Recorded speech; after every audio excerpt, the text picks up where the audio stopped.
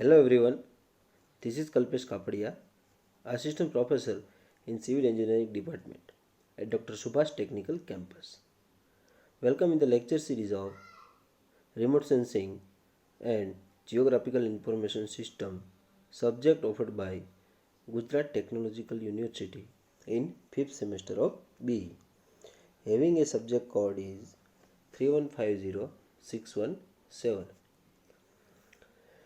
In this video series, students should know about remote sensing and geographical information system. So, in last lecture, we have studied about definition of GIS and key component of GIS. In key component, we have discussed about people and data. So now, in this video session, we will discuss about remaining key component of GIS and function of GIS, spatial data, spatial information system and geospatial analysis, and in integration of remote sensing and GIS and its application in civil engineering. So in this lecture, we only cover the remaining key component of GIS, function of GIS and spatial data. So let's start with the GIS software.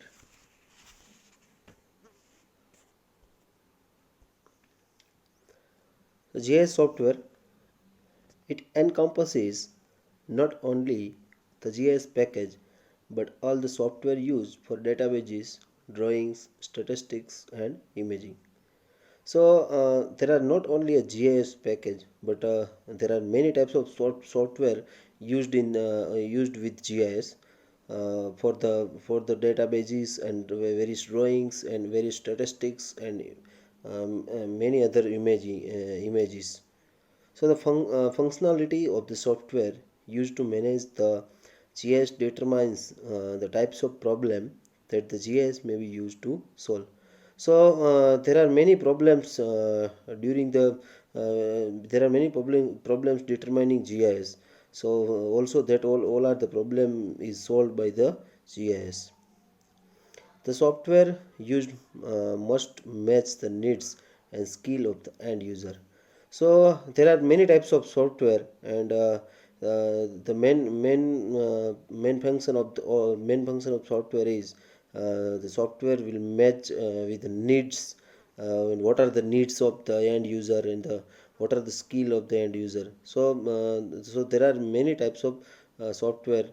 The popular GIS software is vector-based GIS and raster-based GIS. In vector-based GIS, there are three software used: ArcGIS, ESRI, ArcView, and MapInfo. In raster-based GIS, AirDAS Imagine, Leica, NV, RSI, Elvis, ITC, and IDRISI in Clark University. Then fourth component is hardware. The type of hardware determines to an extent the speed at which a GIS will operate. So for the operation of this GIS, there are many hardware also be used like screen visual display unit, printer, plotter, mass storage के लिए hard disk, then internet facilities. In internet facilities, LAN and WAN network, local area and wide area network also be used. Then mass mass transfer, then digitalizer, then mouse, then keyboard, then control processing unit, CPU. So there are many hardware also be used with GIS. Additionally, it may influence the types of software used. To a small degree, It may influence the types and personalities of the people working with the GIS. So these all are the software whenever used. So there are many influences, many are influences to create some problem with the personalities of the people working with the GIS software. So hardware is the computer on which the GIS operate. So hardware means one types of computer, and the GIS software is operate in the computer. So the software runs on a wide range of hardware types, from centralized computer servers to desktop computer using standalone or network configuration. So the software we are used the software we are used in a very wide range of hardware types, and there are one central computer server or desktop computer used in standalone or network configuration for the uses of GIS. It also provides query tools, performs analysis, and displays geographic information in the form of map and reports. So there are many query.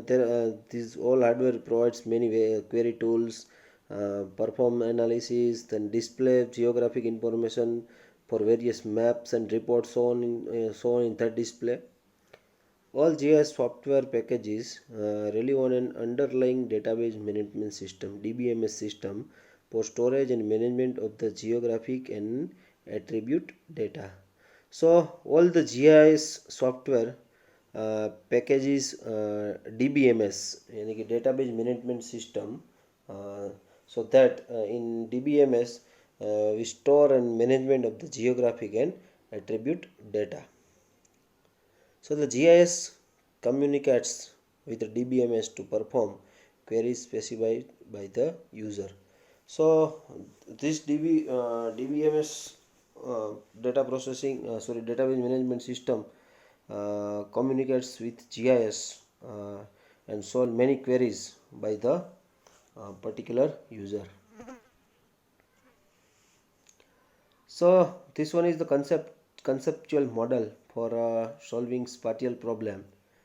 The procedure used are simple step taken in a well-defined and consistent method to produce correct and reproducible result from the GIS system. Procedures and method. The procedures used to input, analyze, and query data determine the quality and validity of final product. So, if any query, if any doubt, first one we are input the data. Then the data is after the data is analyzed, and find how many queries from the data, and then determine the data and then quality and validity to make a final product. So there are many steps for the problem solving of spatial data. State the problem. First of all, we are input some data, we are input some problems. So what is your goal? So what is your problem? Then break the problem down. So then we are doing the problems or objective for the goal. Then explore input uh, explore input statistics or input statements. Then perform analysis. Whenever we are input any data or any statements, then also we done some analysis for that data. And then last may verify the model result. After analysis, the result is obtained, and uh, this that result will also we will also verify for that model, and then implement the result. After the verification, we also implement the result on or problem solving by spatial problems. The spatial and non-spatial information system. So first one is non-spatial information system. In last lecture, we already discussed about spatial information and non-spatial information. But once again, uh, non-spatial information system, it is not related to location or geometry or position. So non-spatial information system, uh, mm, in non-spatial information system only provide some amenities and some information regarding that point, not shown in location or geometry or position. MIS, Management Information System of employees in the organization, or rather storage, updating, deliver without references of location, example railway reservation or accounting system. These all are in non-spatial information system. In spatial information system, it is related to location or position. In spatial data that show various location and position of any elements. Example, all geographical information system like traffic information system, census information, earth resources management system, land use, land cover, these all are the spatial information system. Computer aided drafting, CAD, computer aided manufacturing are not provide spatial information. So CAD and CAM not provide any spatial information. Then function and objectives of GIS. Location may be given by latitude and longitude of the place. Uh, the GIS give us a latitude and longitude of various places, identify changes taken place over given duration of time, then pattern of growth of habitats and forest, and the central function of geographic information system also provide visual visual representation of data. It is estimated that 80% of the data we consider as a geospatial element of some form. Then GIS provide a means for that data to be stored in a database and then represented in visually in a map format. Then the objectives to collect, analyze and manipulate spatial data. So its main object is to collect, first one collect spatial data, then analyze that data and then manipulate that data. To provide maps in standardized format for different uses. So also GIS provide us many types of for maps. Then to supply information to planner for logical decision. Then also support research activities using spatial as well as non-spatial data.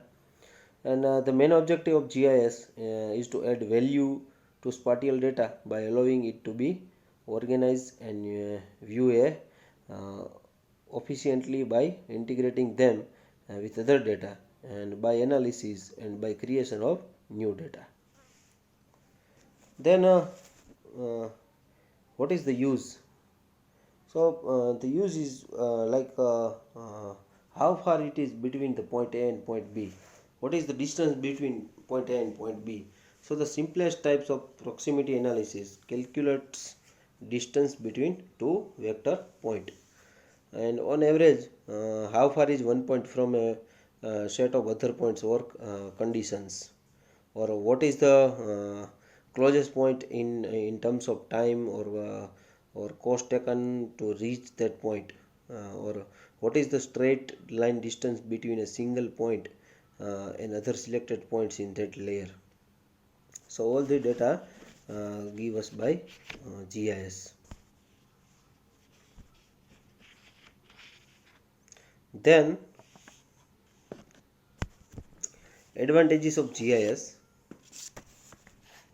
So there are two types of advantage. There are two advantages. One is tangible and second one is intangible. यानी कि physically advantages और non physically, और intangible को also बोलते हैं incorporeal, ये non physical. सो देखते हैं first one is tangible. So more output by same staff, improve efficiency. So same staffs, there are there in GIS, in GIS office, the staff gives more output and more and improve that efficiency. Then reduction in operating cost, and also sharing data is easy, and also increase in income as more production and services. Then tangible means non-physical. So this one is more logic, better and quick decision making in planning, operation and administration, or better service to public. Then efficient planning and management of resources and better analysis.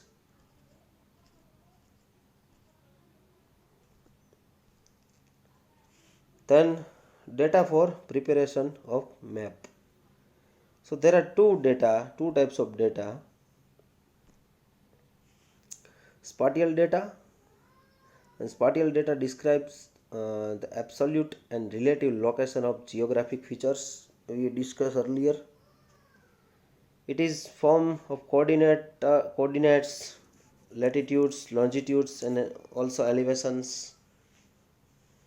The now attribute data. So attribute data uh, describe the characteristic of spatial features. So this attribute data is characterize spatial features of particular data. So this characteristic can be quantitatives and or qualitatives in nature. So these all characteristic in form of qualitative or quantitative. Attribute data is often referred to a tabular data, also called as a tabular data.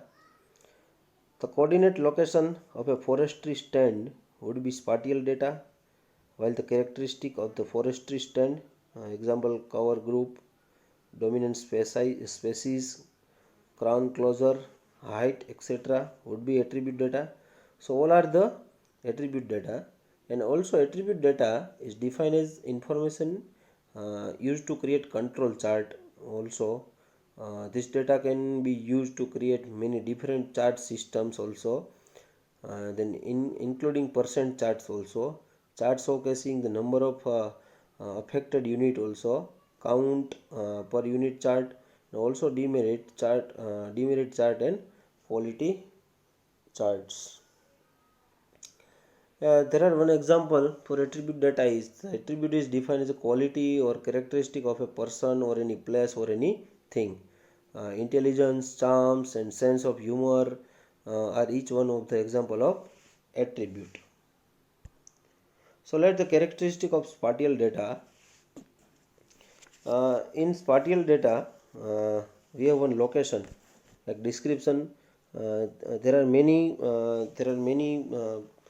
characterization are given of GIS. First one, description, postcode. We have also have one postcode for that place, grid reference, the latitude and longitude of that location. Uh, so this all spatial data is usually an along form and in need to convert it into digital form before it can be used.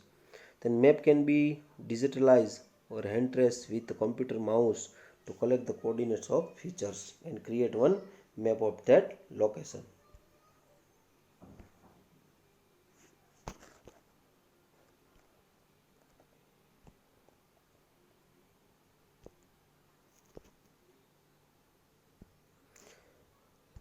Uh, then a characteristic of spatial data is in respect to topology.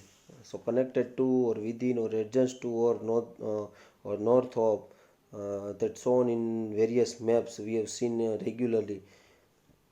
So in down within the royal boroughs of Kingston upon Thames, opposite the Survey County Council building, north of Serbian Station, adjacent to Parian Road.